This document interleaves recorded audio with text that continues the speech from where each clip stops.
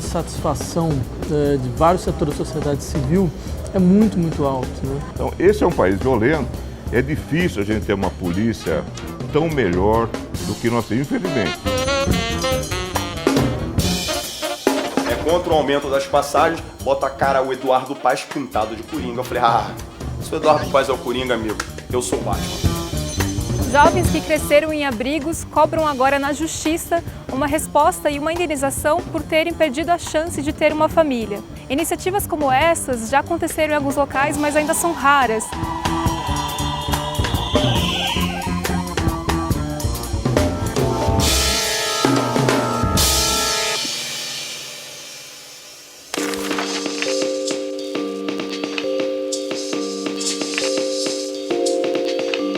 Boa noite. O início de 2014 segue marcado por uma série de protestos no país, com cenas de ônibus queimados na periferia de São Paulo e episódios de forte violência policial contra manifestantes. Na semana passada, um protesto contra o aumento das tarifas de transporte no Rio acabou em confusão, com vários detidos. Em São Paulo, mais ônibus foram incendiados na periferia.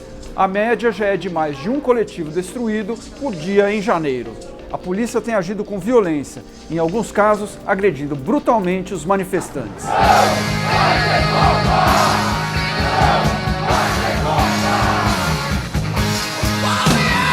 A manifestação ela seguia totalmente pacífica, totalmente de boa, até que meia dúzia de molecadinha, chuto eu por volta de 13, 14 anos por aí, começou a provocar a polícia, começou a jogar pedra na polícia, essas coisas. Aí eu vi a gente tentando chamar as pessoas de volta, chamar para não ter aquele confronto. Eu era uma delas, só que a coisa saiu de controle e deu no que deu.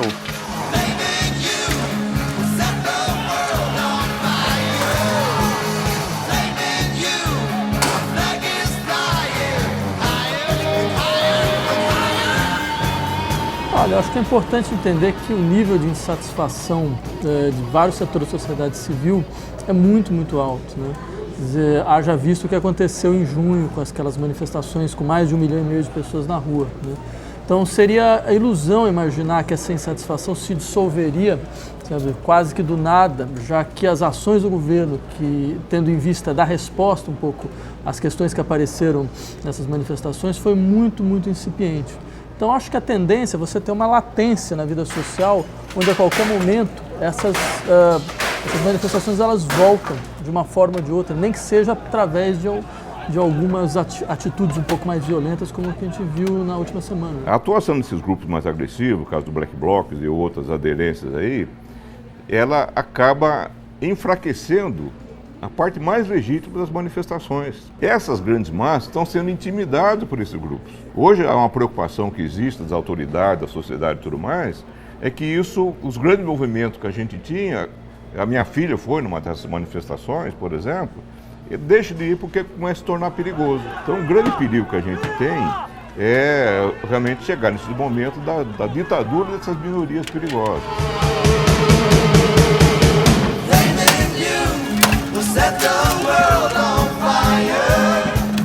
Eu soube que nas televisões falaram que os policiais usaram força moderada para me conter.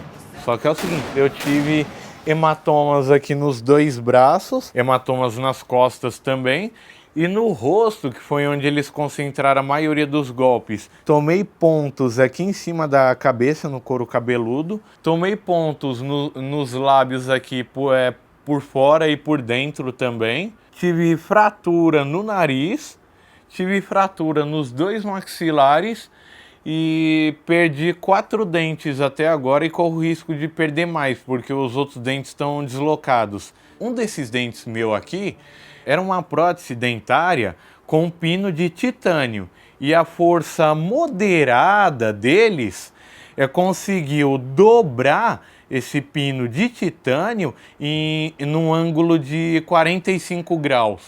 Em um dos casos mais impressionantes, gravado em manifestação no dia do aniversário de São Paulo, uma garota que estava sentada em uma calçada e já ferida foi atropelada deliberadamente por um policial em uma motocicleta. Um segundo policial desce da moto e chuta a mulher, que se contorce no chão. Outros PMs que acompanhavam a cena não fazem nada e vão embora sem ajudá-la. A Secretaria da Segurança Pública diz que o caso está sendo investigado. Em outro episódio, a Guarda Civil Metropolitana agrediu um cinegrafista que filmava a atuação da polícia e que não fazia parte dos protestos. O caso mais grave até agora é de Fabrício Chaves, que levou 3 tiros de munição letal em Higienópolis e continua internado. O secretário da Segurança Pública, Fernando Grella, defendeu o desfecho do caso, afirmando que os 3 policiais envolvidos foram ameaçados por Fabrício com um estilete. Na semana passada, a Folha revelou com exclusividade imagens que mostram Fabrício perseguindo um PM num posto de gasolina antes de ser baleado. Não, algumas coisas não são normais. Primeiro, o que nós vemos o exercício de força exacerbada é a exceção. Eu conversei com o pessoal das unidades da Zona Centro, que eles têm uma média de 2 manifestações por dia, abrangendo Paulista e Praça da Sé. Eles procuram negociar antes, eles têm uma série de cuidados. Mesmo assim, eu comandei batalhão há mais de 5 anos, aqueles policiais comunitários que funcionam maravilhosamente bem no dia a dia, proximidade com a comunidade, numa hora de tensão dessa, eles não têm a mesma competência de resposta para essa situação de alto estresse.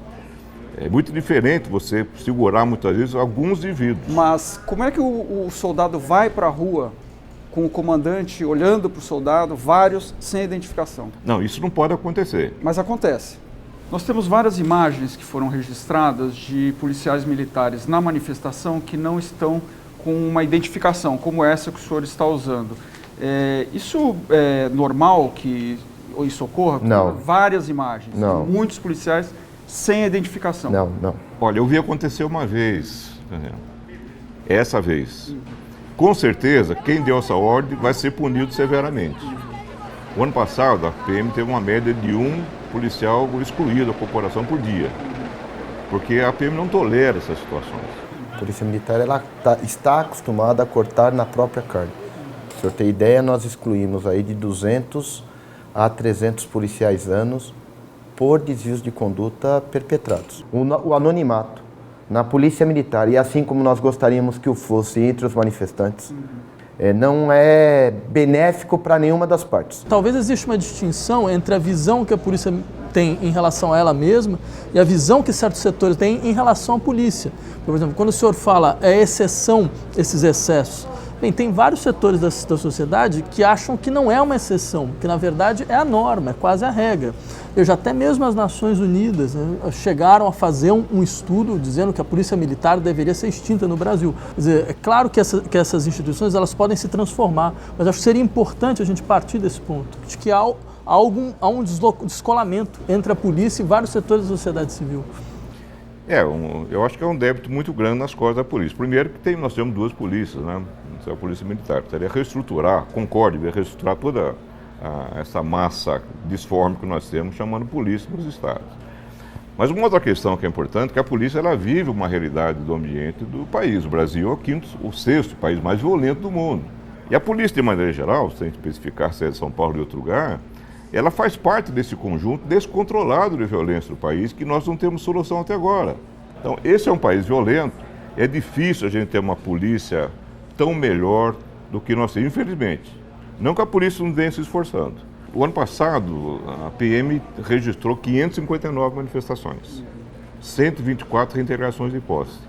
E pouquíssimos desses casos viraram notícia. Nós temos uma polícia preocupadíssima com a qualidade dos seus trabalhos em São Paulo, apesar dos problemas isolados que acabam acontecendo, chamam muita atenção e tem que ser reduzido ao máximo, evidentemente. Eu acho que nós vamos ter um incremento de manifestações para a Copa e nós temos uma falha grave. Nós não estamos planejando adequadamente o emprego das forças policiais, das forças de cooperação das agências federais e das forças complementares, como o caso de ambulâncias, hospitais, etc, etc. Nada disso estaria acontecendo se houvesse um conjunto de respostas políticas à altura dos problemas que estão sendo levantados por essas manifestações.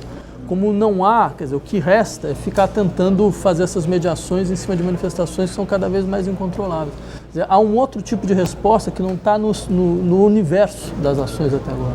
Nós não estamos preparados hoje e estaremos mal preparados na véspera da Copa.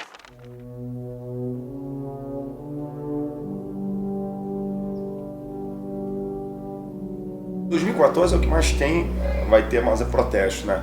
Não só a Copa do Mundo, a gente está aproveitando tudo isso aí para a gente reclamar, poder expor ao mundo tudo que tem acontecido no Brasil, né? O Brasil tem potencial, tem dinheiro, tem recurso, tem tudo. Menos boa vontade, menos uma política de infraestrutura, de inclusão social, menos interesse do governo, menos interesse do Estado, menos... O grande problema do Brasil é o sistema.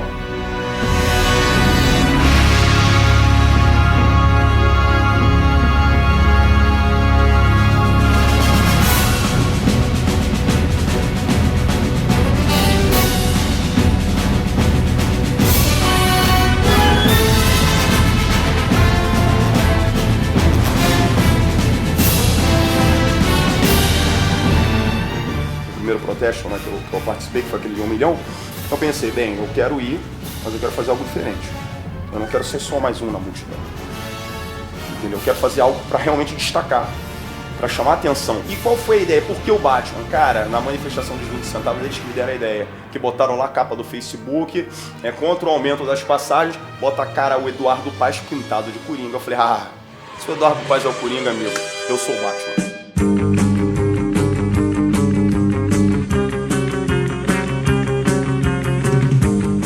Vou deixar uma coisa muito clara, não sei se você chegou a ver na internet, teve uma discussão do tal do rolezinho, aí o cara falando assim, o Batman é um personagem capitalista. Eu falei assim, olha só, para. O Batman é o símbolo do capitalismo americano, herói de tá viajando, herói cara. aonde? O Batman é herói aonde? A gente é do Brasil comigo. Quer discutir de Batman comigo?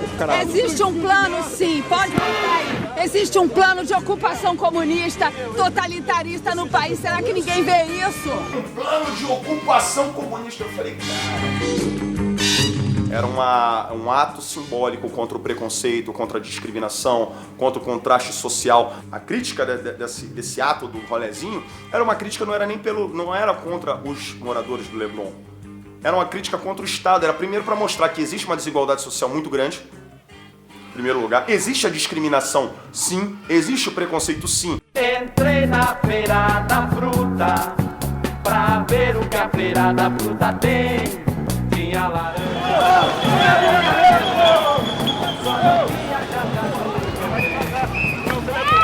Isso é inconstitucional!